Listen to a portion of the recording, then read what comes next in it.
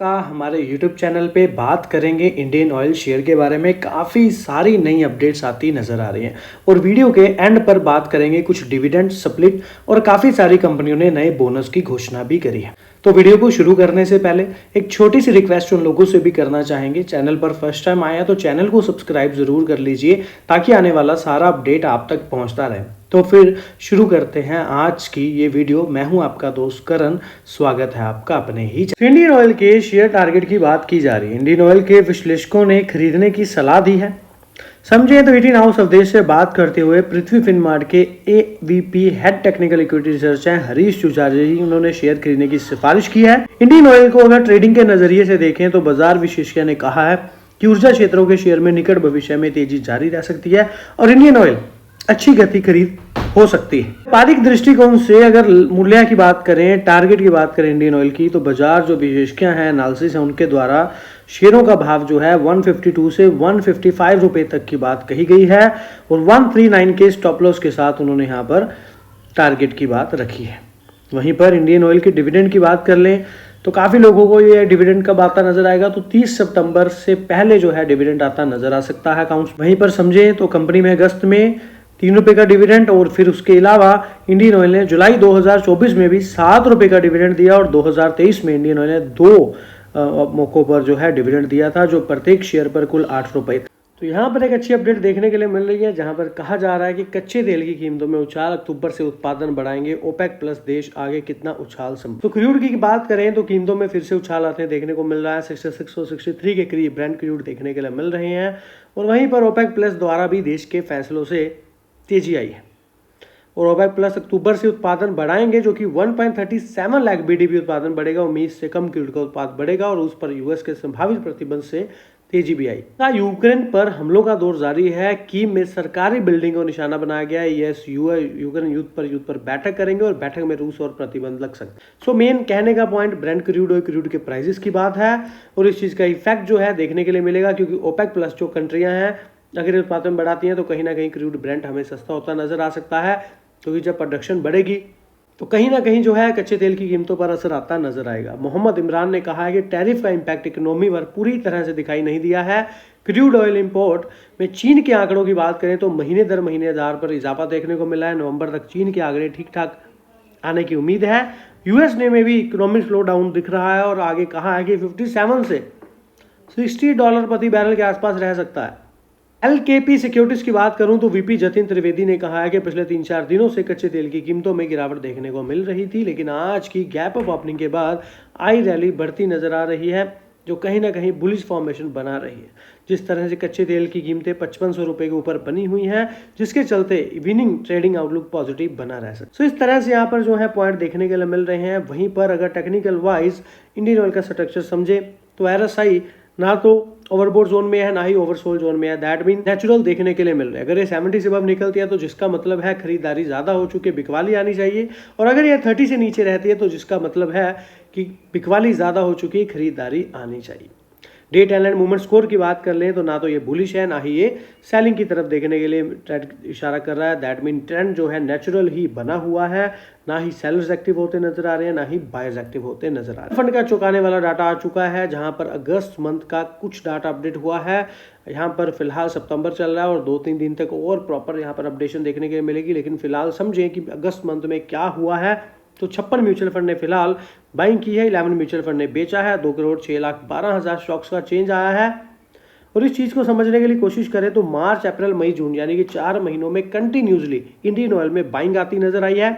जुलाई month की बात करें तो कहीं ना कहीं प्रॉफिट बुकिंग देखने के लिए मिली थी, जब इंडियन ऑयल ने 156 के करीब लेवल को टच किया था, 150 से 156 तक के लेवल को टच किया था। लेकिन वहीं पर अगर मैं टोटल खरीदारों की बात करूं तो कोटक आर्बिट्रेज फंड ने काफ़ी अच्छी खरीदारी करी है, 65 लाख स्टॉक से ज़्यादा की क्वांटिटी बाय करी है और ऑलरेडी इनके पास पहले भी काफ़ी अच्छी क्वांटिटी थी। ICICI Prudential large cap fund ने भी 65 लाख के करीब स्टॉक्स की बाइंग करी है, ऑलरेडी इनके पास 39.5 लाख स्टॉक्स पहले भी थे। आईसीआईसीआई प्रूडेंटल इंफ्रास्ट्रक्चर फंड ने भी 44.5 लाख स्टॉक की नई बाइंग करी है। ICI prudential business cycle fund, ICI prudential India opportunity fund, इन्होंने भी यहाँ पर 23 लाख 16.5 लाख के करीब क्वांटिटी बाई करी है। बिकवाली की बात करूँ तो क्वांट मल्टी एसेट ने बेचे हैं 24.5 लाख स्टॉक। फिर quant momentum fund, quant commodity fund, इनके द्वारा भी 16-17 लाख और 3,65,000 स्टॉक्स बेचे गए। यानी कि इसके बाद बेचने वाले कम नजर आ रहे हैं, खरीदने वाले ज़्यादा नजर आ रहे हैं, जिसका मतलब है कहीं ना कहीं बाइंग जो है फिलहाल पॉजिटिव बनी हुई है। अगर डाटा चेंज होता है तो फिर से एक बार शेयर करने की कोशिश रहेगी।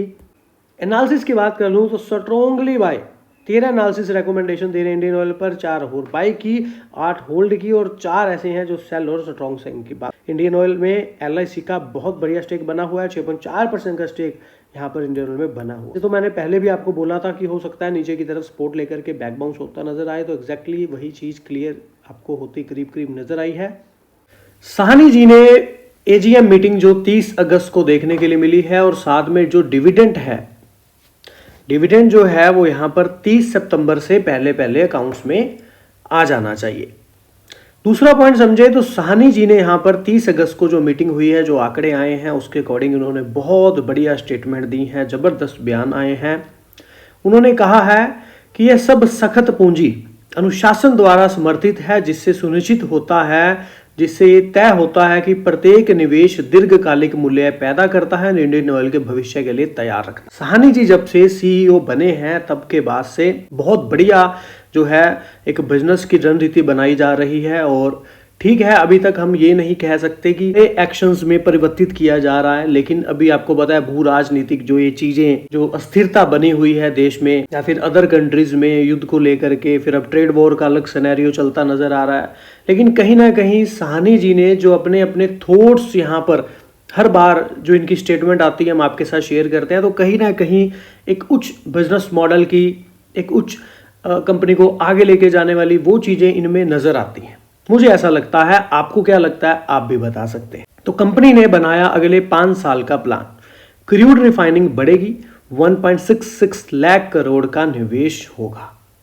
देश की सबसे बड़ी तेल रिफाइनरी और fuel retailer Indian oil corporation ने आने वाले 5 साल में अब तक की सबसे बड़ी विस्तार योजना का ऐलान किया। चेयरमैन अरविंदर सिंह साहनी ने शनिवार को शेयरधारकों को बताया कि कंपनी ट्रेडिशनल ऑयल कॉर्पोरेशन को मजबूत करने के साथ साथ पेट्रोकेमिकल्स और नेचुरल गैस और रिन्यूएबल एनर्जी में भी तेजी से निवेश करेगी। इसके लिए इंडियन ऑयल 1.66 लाख करोड़ रुपए खर्च करेगी। कंपनी का कहना है कि वे अपने रिफाइनिंग बिजनेस को अपग्रेड करना चाहती है। कंपनी अपनी क्रूड ऑयल रिफाइनिंग क्षमता को भी 80.75 मिलियन टन प्रति वर्ष से बढ़ाकर 2028 तक 98.4 मिलियन टन कर देगी। पानीपत, गुजरात, बरौनी रिफाइनरी में भी एक्सपेंशन प्रोजेक्ट चल रहे हैं। पाइपलाइन नेटवर्क को भी 22,000 किलोमीटर तक बढ़ाया जाएगा, जिसके लिए 21 प्रोजेक्ट पर काम हो रहा है। और नेपाल समेत कंपनी ने कहा है कि नए स्टोरेज फैसिलिटी बनाए जा रहे हैं, जिससे क्रॉस बॉर्डर एनर्जी भी सप्लाई मजबूत होगी। तो इस एक स्टेटमेंट में काफी सारी चीजें हमने पढ़ी और सुनी समझी। दूसरा पॉइंट समझे तो IOC पेट्रोकेमिकल प्रोडक्शन को भी 4.3 मिलियन टन से बढ़ाकर 2030 तक 13 मिलियन टन से ज्यादा करने का लक्ष्य रखती है। खास फोकस स्पेशलिस्ट जो केमिकल्स हैं उन पर होगा। भारत में भारी आयात निर्भरता है और कंपनी के 40,000 से तो ज्यादा भारत में पेट्रोल पंप हैं, वो अब मल्टी एनर्जी हब में भी बदलेंगे, जहां EV charging, battery swapping, CNG, LNG dispensing और अन्य सेवाएं मिलेंगी। और IOC ने क्लीन एनर्जी प्रोजेक्ट्स यानी कि रिन्यूएबल एनर्जी प्रोजेक्ट्स के लिए या फिर ग्रीन हाइड्रोजन पर भी कंपनी का बड़ा फोकस है। 2.5 लाख करोड़ रुपए का बजट तय किया है। लक्ष्य है कि 2040 तक तो नेट जीरो ऑपरेशन एमिशन हासिल किया। सो ये एक बड़ी स्टेटमेंट हमें यहाँ पर देखने के लिए मिली है, जहां पर साहनी जी ने सख्त पूंजी अनुशासन द्वारा एक पॉइंट लिया। साथ में अगर और थोड़ा समझे तो प्राकृतिक गैस और अन्य व्यवसायों में भी वृद्धि की बात कही गई है। 20% की वृद्धि हुई है प्राकृतिक गैस क्षेत्र में, सालाना 7.9 मिलियन टन हो गया है। 21 राज्यों में और 49 भौगोलिक क्षेत्रों में फैला हुआ है, जो कि भारत की 21% आबादी को कवर करता है। ऊर्जा के अलावा भी इंडियन ऑयल ने नए अवसरों का लाभ उठाने के लिए विस्फोटक, क्रायोजेनिक्स और शिपिंग इंफ्रास्ट्रक्चर में भी विस्तार किया है।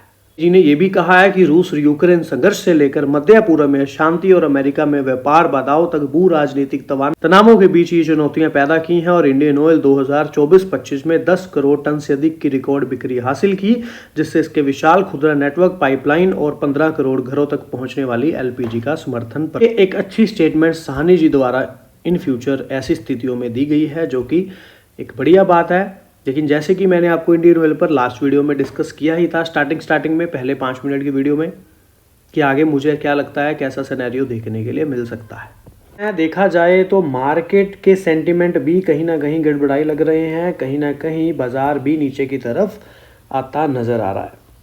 अब बाजार कहाँ का रुकेगा ये तो खैर कोई भी नहीं बता सकता, बट अगर मैं अपनी बात करूँ, मेरा निजी विचार ये है कि मुझे लगता है कि निफ्टी करीब 24,000 के लेवल तक आती नज़र आ सकती है और यहाँ से सपोर्ट लेकर के करीब एक अच्छा बैक बाउंस हो सकता है, जिससे हमें 25,500-700 तक के लेवल भी देखने के लिए मिल सकते हैं। ऐसा मुझे लगता है। ऐसा होगा या नहीं वो तो खैर मार्केट ही डिसाइड करेगा।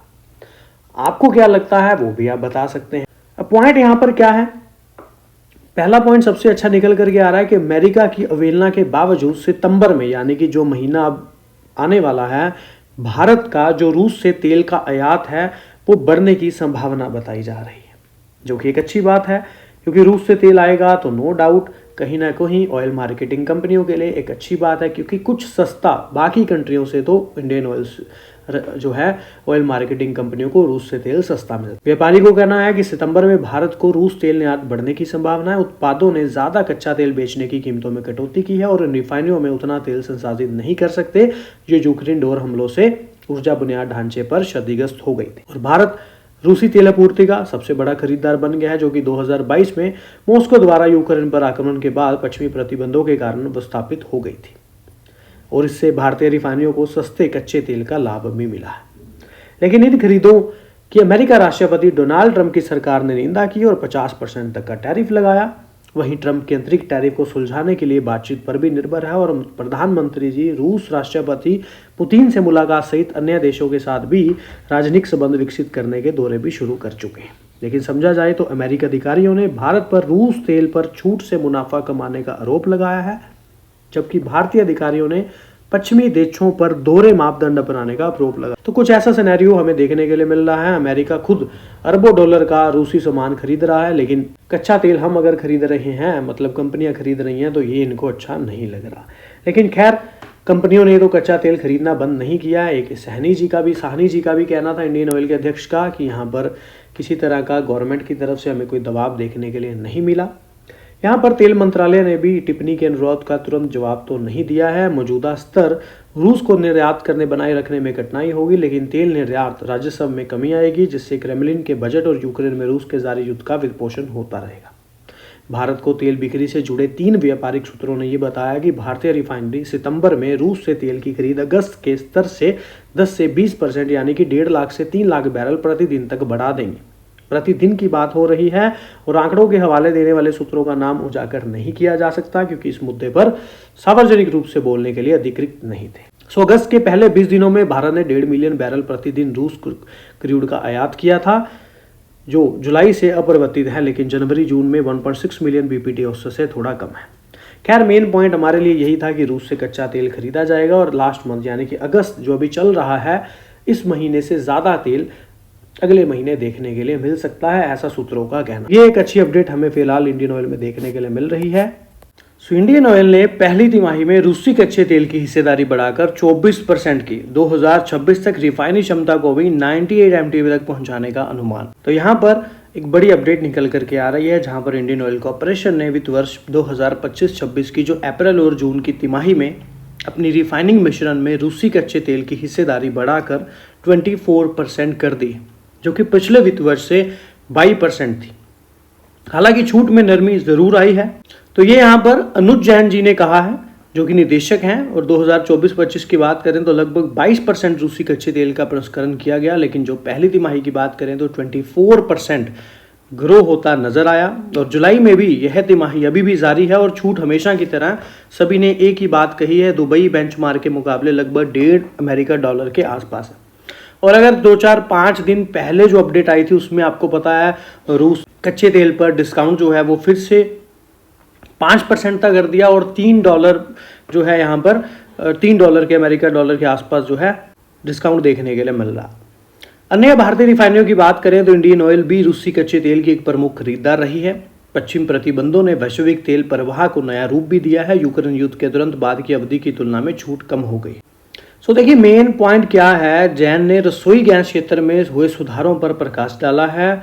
अगर आप वित्त वर्ष 2025-26 की पहली तिमाही में एलपीजी की कमजोरी, यानी कि आपको पता है सिलेंडर पर सिलेंडर पीछे इनको यहाँ पर 200 रुपये के 150 रुपये के नज़दीक लॉस होता रहा है और यह लॉस लगभग देखें तो 160 से 165 रुपये प्रति सिलेंडर के बीच थी। और आज की बात करें या फिर इस समय की बात करें तो 100 रुपये से 105 रुपये प्रति सिलेंडर के बीच है। यानी कि इन कंपनियों का जो लॉस पहले काफ़ी ज़्यादा हो रहा था वो कम होता नजर आया। लेकिन जो भी इन कंपनियों का लॉस हुआ, कैबिनेट ने तीनों सरकारी तेल विपणन कंपनियों को एलपीजी सिलेंडरों की बिक्री से जो नुकसान हुआ है उसकी भरपाई के लिए 30,000 करोड़ रुपए की मुआवजे को मंजूरी दे दी, जो कि 12 या 14 किस्तों में आता नजर आएगा।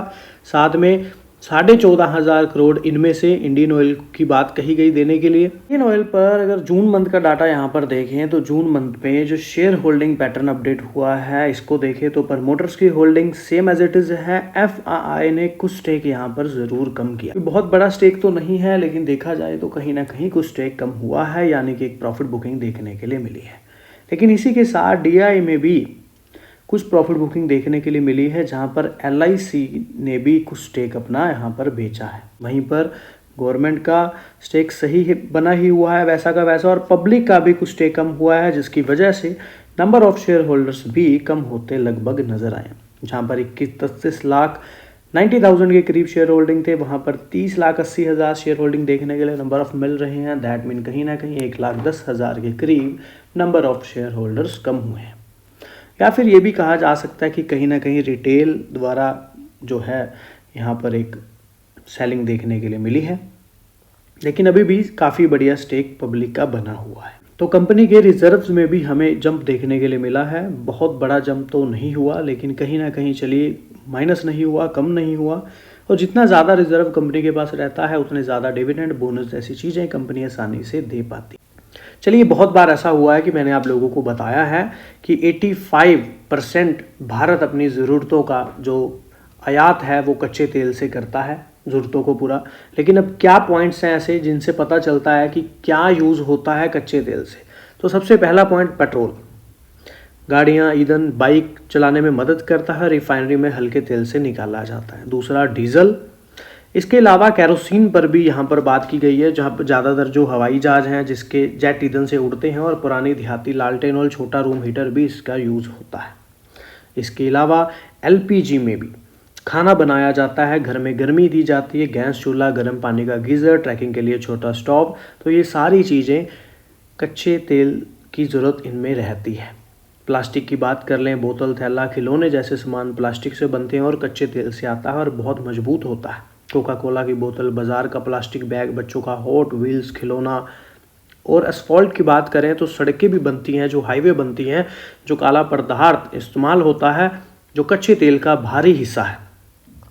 इसके अलावा रबड़, टायर, जूते, खेल के सामान बनाने के लिए भी सिंथेटिक रबड़ बनता है जो कच्चे तेल से आता है, जैसे कि सीएटी टायर, नाइकी के रबड़ शूज़, फुटबॉल की रबड़ पर।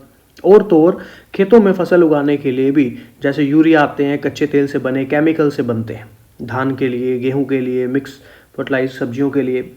तो कच्चा तेल इसीलिए हमारे लिए बहुत ज़रूरी है। देखिए दवाइयाँ और केमिकल, साबुन, डिटोल तक जैसी है, $650 उदाहरण के लिए।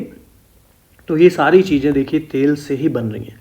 लुब्रिकेंट्स भी गाड़ियों और मशीनों के इंजन को चिकना रखने वाला कच्चा तेल से ही बनता है। सो इस तरह से कच्चे तेल की ज़रूरतें भारत में काफ़ी पूरी की जाती हैं, इसीलिए कच्चा तेल काफ़ी इम्पोर्टेंट है। इसके महंगे और सस्ते होने से बहुत सारे बिजनेस में आपको चेंज देखने के लिए मिलता है। बहुत सारी कंपनियों के प्रॉफिटेबिलिटी पर असर पड़ता है। अगर ये कम होता है तो कंपनियां ज़्यादा मुनाफा कमाती हैं क्योंकि कच्चा तेल सस्ता है, और अगर ये महंगा होता है तो कहीं ना कहीं महंगाई भी बढ़ने का कारण एक बनता है, और दूसरा कंपनियों के मार्जिन पर भी असर पड़ता है। इंडियन ऑयल पर बात करें तो आईओसी शेयर की कीमत पिछले 6 महीनों में 18% बढ़ती नजर आई है। बेंचमार्क निफ्टी इंडेक्स से भी बेहतर प्रदर्शन कर रहा है और इस अवधि में 8% भी और इस बेहतर प्रदर्शन को कच्चे तेल की कमजोर कीमतों के माहौल और तेल विपणन कंपनियां यानी कि ऑयल मार्केटिंग कंपनियों के वित्त वर्ष 2026 में, जो कि एलपीजी के पीछे इनको काफी नुकसान हुआ, उसकी भरपाई के लिए 30,000 करोड़ तक की प्रतिबद्धता से समर्थन मिला। ब्रोकरेज फर्म अलारा कैपिटल ने इंडियन ऑयल पर खरीदे बाइंग की रेटिंग दोहरा दी और इसके लक्ष्य मूल्य को 10% घटाकर 193 कर दिया। कटौती के बावजूद लक्ष्य अभी भी मौजूदा स्तरों से 38% की संभावित बढ़त का संकेत देता है और अलारा ऑयल मार्केटिंग कंपनियों पर पॉजिटिव बना हुआ है।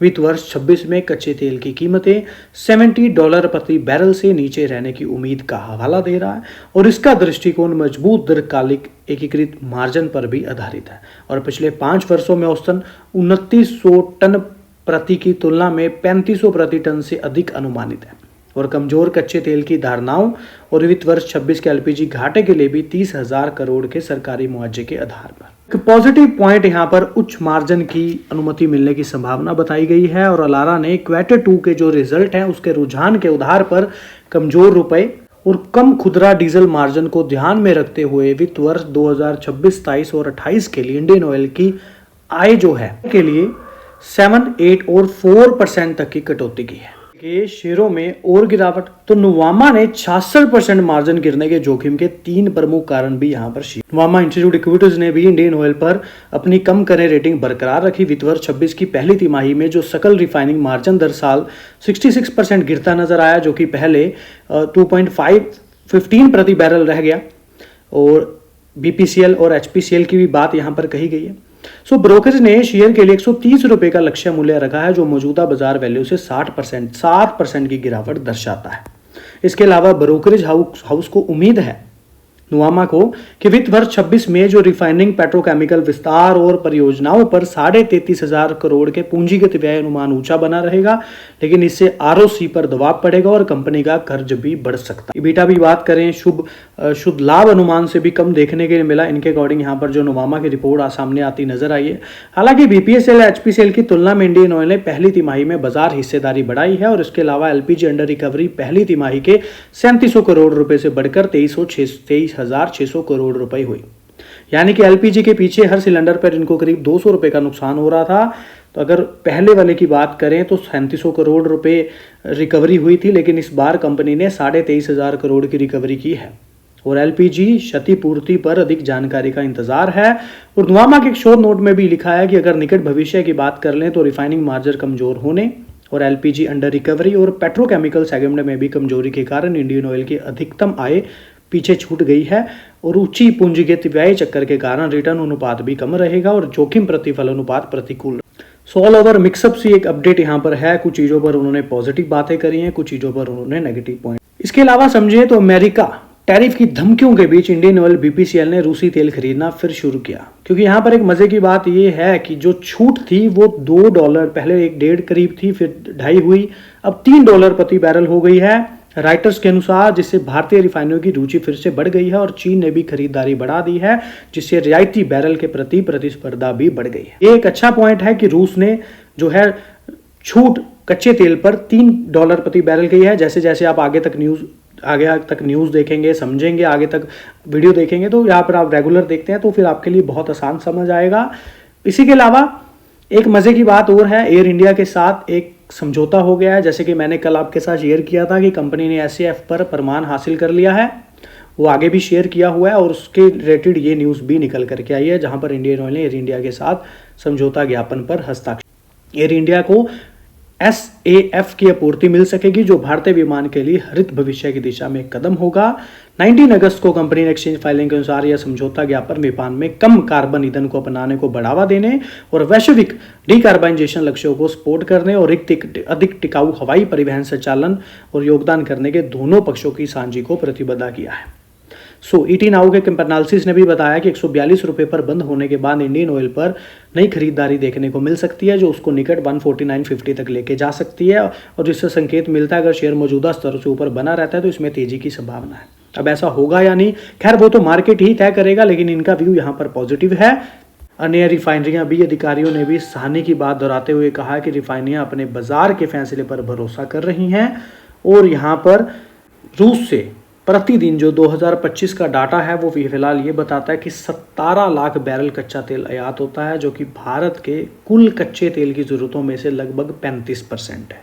और एक उद्योग अधिकारी ने यह भी कहा है कि यहाँ पर इतनी बड़ी रूसी आपूर्ति को तुरंत बदलना आसान नहीं होगा। जिस तरह से डोनाल्ड ट्रंप ने यहाँ पर टैक्स लगाए हैं, पेनल्टी लगाई हैं और रूस से तेल खरीदने के लिए बंद कहा है, उसके अकॉर्डिंग यहाँ पर स्टेटमेंट दी है कि उन्होंने अगर इतनी बड़ी आपूर्ति बाजार से गायब हो जाए, यानी कि एकदम से 35% का हिस्सा जो है रूस से बंद कर दिया जाए, तो क्या होगा, बाजार में तनाव पैदा होगा और कीमतें बढ़ेंगी पेट्रोल डीजल जैसी। और वैश्विक तेल बाजार में भी इस समय ज़रूरत से ज़्यादा आपूर्ति है और इसका असर कीमतों पर पड़ रहा है, यानी कि $66 प्रति बैरल जो इस महीने में औसत देखने के लिए मिली है एवरेज। और दूसरे अधिकारी ने भी कहा कि भारत का अचानक रुख बाजार को तंग कर सकता है और इतनी मात्रा को तुरंत खरीदार मिल ही जाएंगे, सो व्यापार संतुलन में 2-3 महीने लग सकते हैं, जिसके दौरान कीमतों पर असर पड़ेगा। तो इस तरह से साहनी जी की भी स्टेटमेंट जो है कहीं ना कहीं एक पॉजिटिव चीज़ यहाँ पर दिखाती है कि एकदम से इतना सिस्टम बंद नहीं किया जा सकता, जिसका ये मीनिंग निकलता है कि साफ साफ कि यहाँ पर उन्होंने कोई निर्देश भी नहीं गवर्नमेंट ने दिया कि रूस से तेल नहीं खरीदना। इस तरह से एक पॉजिटिव पॉइंट है। और भारत जितनी बड़ी मांग केवल कुछ ही देशों की है, जिसका मतलब है कि रूसी मात्रा को कई खरीदारों के बीच पुनर्वितरित करना होगा, जिसमें चीन और यूरोपियन संघ जैसे मौजूदा खरीदार भी शामिल। और इसके अलावा भी एक बड़ी अपडेट देखने के लिए मिल रही है, जहां पर राइटर्स की एक रिपोर्ट के अनुसार इंडियन ऑयल वित्त वर्ष 2026 में 34,000 करोड़ का पूंजीगत व्यय की योजना बना रही है। और तो और इंडियन ऑयल की विस्तार योजनाएं, इसकी 2 प्रमुख परियोजनाएं यानी कि हरियाणा के पानीपत और गुजरात के वडोदरा में स्थित रिफाइनरियों का विस्तार करना, एक्सपैंड करना, कैपेसिटियों को बढ़ाना। तो ये सारे ही एक पॉजिटिव पॉइंट हमें देखने के लिए फिलहाल इंडियन ऑयल में मिल रहे हैं, जो कि आगे के लिए अच्छे पॉइंट हैं। बाकी यहाँ पर 2 चीज़ें बहुत मैटर करती हैं, क्रूड ऑयल के प्राइस और कंपनी के क्वार्टरली रिजल्ट। रूस से क्रूड ऑयल नहीं खरीदे भारत तो कितना महंगा हो जाएगा पेट्रोल डीजल, जान ले पूरी। देखिए, भारत बड़ी मात्रा में रूस से तेल की खरीदारी करता है। अप्रैल से लेकर जून में इंडियन ऑयल के कच्चे तेल में रूस की हिस्सेदारी 22 से 23% तक रही है। पहले रूस के यूराल ग्रेड कच्चे तेल पर $40 प्रति बैरल तक छूट मिलती थी, जो कि घटकर पिछले महीने $1.5 रह गई, जो कि हमने कल की वीडियो में भी डिस्कस की थी। लेकिन वो छूट अब फिर से बढ़ गई, यानी कि $2.70 प्रति बैरल हो। एक बड़ा सवाल है कि अगर भारत रूस से तेल की खरीदारी कम कर देता है तो क्या इससे कोई असर पड़ेगा। देखिए, कुछ दिन पहले भी आरबीआई के गवर्नर संजय मल्होत्रा का कहना था, अगर भारत को रूस की बजाय कहीं और से तेल खरीदने के लिए मजबूर किया गया तो घरेलू मुद्रास्फीति पर इसका कोई असर नहीं होगा। लेकिन ऐसा नहीं है। इनके द्वारा यहाँ पर जो बताया जा रहा है इस अपडेट में, नो डाउट कि भारत तीसरा सबसे बड़ा तेल आयातक देश है। भारत अपनी तेल की कुल जरूरतें यानी कि 85% आपूर्ति आयात के जरिए ही करता है। 17-18 की बात करें तो तेल के आयात में रूस की हिस्सेदारी सिर्फ 1.3% थी, लेकिन 2025 में यह बढ़कर 35% हो गई। इसके अलावा अगर दूसरे देशों की बात की जाए तो चीन रूस से भारत से भी ज़्यादा तेल आयात करता है। इसके अलावा तुर्की से 6% तेल आयात करता है। लेकिन भारत अगर रूस से तेल खरीदना बंद कर दे तो चलो, कंपनियों को तो जो घाटा होगा ही। घाटे का मतलब कि जो प्रॉफिट डिस्काउंट यहाँ मिलता है वो अदर कंट्रियों से में तो नहीं मिलेगा। तो वहीं पर अपनी ज़रूरतों को पूरा करने के लिए सऊदी अरब, इराक, अमेरिका जैसे देशों पर ज़्यादा निर्भर होना पड़ेगा। और इन देशों से मिलने वाला तेल रूस जितना सस्ता नहीं है। रूस भारत को क्रूड ऑयल डिस्काउंट पर बेचता है, कई बार तो $10 से $12 प्रति बैरल सस्ता बेच देता है। और यह सस्ता तेल मिलना बंद हो जाए तो भारत को बाकी देशों से महंगा क्रूड लेना पड़ सकता है, जिसका नतीजा यह होगा कि पेट्रोल डीजल के दाम आसानी से 8 से 12 रुपये प्रति लीटर बढ़ सकते हैं। तो सीधा इफेक्ट यहाँ पर एक बड़ा आम आदमी पर भी पड़ता नजर आएगा। कंपनियों को तो चलो प्रॉफिटेबिलिटी में फर्क देखने के लिए मिलेगा ही, और एक तरह से देखा जाए तो भारत की मजबूरी भी है और समझदारी भी। मजबूरी इसलिए क्योंकि हमारे पास खुद का तेल बहुत कम है, और समझदारी इसलिए क्योंकि रूस से सस्ता क्रूड मिल रहा है, जिससे देश में महंगाई को कंट्रोल किया। तो ये भी चलिए एक अच्छी बात है। लेकिन एक समझें तो भारत को सबसे महंगा तेल कौन बेचता है। भारत का कुल इम्पोर्ट रूस से 37% है, जिसकी कीमत $63 प्रति बैरल है। इराक से 78, सऊदी अरब से 83, अमेरिका से 83, यूएई से 78। तो इस तरह से सभी ही देशों से लगभग महंगा ही है, लेकिन रूस से हमें काफ़ी सस्ता तेल मिलता है। इन के कंपैरिजन करें, जिसकी वजह से ऑयल मार्केटिंग कंपनियों को ज़्यादा प्रॉफिट देखने के लिए मिलता है मार्जिन्स में। अगर ये दूसरे देशों से तेल खरीदेंगे तो इनको कम प्रॉफिट देखने के लिए मिल सकता है अकॉर्डिंग टू, अगर कंपैरिजन करें रूस के तेल। ये वो पॉइंट है जो समझने वाला है और नई अपडेट ये देखने के लिए मिली। जुलाई मंथ में स्टॉक ने काफ़ी अच्छा हाई लगाया, जहां पर कि स्टॉक 150 या 155 के करीब देखने के लिए मिला। 55 तक जा करके आया जुलाई मंथ में, और वहां से इसमें एक प्रॉफिट बुकिंग आई और जो स्टॉक को वापस से नीचे की तरफ लेकर के आई। भारत सरकार यानी कि 3 सार्वजनिक क्षेत्र की जो कंपनियां हैं, इंडियन ऑयल, बीपीसीएल, एचपीसीएल को जो एलपीजी के लिए, जो अंडर रिकवरी के लिए जो लॉस हुआ था हर सिलेंडर के पीछे 200 रुपए का करीब, वहां पर 30,000 करोड़ के मुआवजे को मंजूरी मिलती नजर आई। इस सहायता से कच्चे तेल और एलपीजी की खरीद और ऋण भुगतान और पूंजीगत व्यय को बनाए रखने जैसी महत्वपूर्ण इंपॉर्टेंट जो नीड्स हैं उसको पूरा करने में इन 3 कंपनियों को काफी ज्यादा मदद मिलेगी। सेकंड पॉइंट, यह राशि जैसे कि मैंने कल भी बताया था 12 किस्तों में दी जाएगी और सरकार ने भुगतान की समय सीमा स्पष्ट नहीं की है। 2024-25 के दौरान अंतर्राष्ट्रीय एलपीजी की कीमतें ऊंची बनी रहेंगी और आगे भी ऊंची रहेंगी। जेएम फाइनेंशियल की अगर गणना की बात करें तो वहां से पता चलता है कि 30,000 करोड़ रुपए में से इंडियन ऑयल को 14,500 करोड़ मिल सकता है, अगर प्रेजेंटली बाजार के पूंजीकरण यानी कि 7.3% के बराबर पॉइंट को समझे तो। एचपीसीएल को 7,900 करोड़ और बीपीसीएल को 7,600 करोड़ की बात यहां पर कही जाए। इसके अलावा इंडियन ऑयल पर मेन अपडेट ये है कि जेएम फाइनेंशियल ने अपनी रेटिंग को सेल से बढ़ाकर होल्ड पर कर दिया है और एक उचित जो है टारगेट का हवाला देते हुए 135 का टारगेट रखा है। और इसके अलावा 2027 वित्त वर्ष के मूल्य से पुस्तक मूल्य यानी कि 0.9x पर कारोबार कर रहा है और अगले 12 महीनों में 18 MMTPA 25% यानी कि अपनी जो रिफाइनिंग है, जो इनकी फैक्ट्रियां हैं, उनकी क्षमता का विस्तार करना भी इस बीच मजबूत अर्निंग की वृद्धि की उम्मीद जेएम फाइनेंशियल को दिखती इंडियन ऑयल में नजर आ रही है। आपको क्या लगता है आप भी कमेंट करके जरूर बता सकते हैं। इसके अलावा देखिए डिविडेंड तो यहां पर कंपनी ने फिलहाल 8 अगस्त की रिकॉर्ड डेट थी ही, फाइनल डिविडेंड अनाउंस कर ही दिया 3 रुपए का। ये भी 8 सितंबर से पहले अकाउंट्स में आता नजर आ सकता है। एनालिसिस की बात कर लें तो 30 एनालिसिस है रिकमेंडेशन करने के लिए, जहां पर 7 सेल की बात कर रहे हैं, 5 होल्ड की बात कर रहे हैं, 5 फिर बाय की बात कर रहे हैं और 13 एनालिसिस ऐसे हैं जो स्ट्रांगली बाय की बात कर रहे हैं। मजे की बात यहाँ पर यह है कि life insurance corporation of India यानी कि डीआई की कैटेगरी में देखें तो एलआईसी ने काफ़ी अच्छा स्टेक इंडियन ऑयल में बनाया और भी काफ़ी सारी खरीदारी इंडियन ऑयल में एलआईसी द्वारा करी गई है, जिससे वजह से 6.4% का स्टेक या शेयर्स यहाँ पर इंडियन ऑयल पे एलआईसी के पास है। और तो और नो डाउट कंपनी का डिविडेंड यील्ड आपको पता ही है। 2023 की बात कर लें तो 8 रुपये डिविडेंड दिया है कंपनी ने 10 नवंबर और 28 जुलाई को। 7 रुपये का डिविडेंड 2024 को भी 12 जुलाई को मिला और फिलहाल एक फाइनल डिविडेंड जो है 8 अगस्त की बात कही जा रही है, जो आता नजर आएगा। नो डाउट कंपनी की बोनस हिस्ट्री भी अच्छी रही है। 2003 से कंपनी ने बोनस देने शुरू किए हैं 1.2, 1.1, 1.1 के अनुसार। 2022 में भी कंपनी ने 1.2 रेशो का बोनस दिया। वहां से कंपनी धीरे धीरे 257 इलेक्ट्रिक वाहन स्टेशन तक पहुंच चुकी है, तो ये काफी अच्छी बात है। कंपनी अभी एनर्जी पर भी फोकस करती नजर आ रही है और कच्चे तेल के दाम भी कम होते फिलहाल नजर आ रहे हैं, जिसका इंपैक्ट आपको कंपनी पर देखने के लिए शेयर पर मिल ही रहा है। तो इंडियन ऑयल कॉर्पोरेशन की वडोदरा स्थित गुजरात रिफाइनरी कैलेंडर वर्ष 2025 के दौरान 2 पेट्रोकेमिकल इकाइयों को चालू करके पेट्रोकेमिकल क्षेत्र में विविधता लाने में मदद के लिए 24,000 करोड़ रुपए का निवेश कर रही है। बाकी वीडियो जो है हमने बनाया है एजुकेशन पर्पस के लिए। अगर आप कोई भी डिसीजन ले, निवेश करें, फाइनेंशियल एडवाइजर की सलाह पहले ले, बड़ी बात खुद स्टडी जरूर किया करें। चैनल पे सभी लोगों का तहे दिल से धन्यवाद। मिलते हैं ऐसी एक और वीडियो के साथ। बात कर लेते हैं यहाँ पर बोनस शेयर्स के बारे में।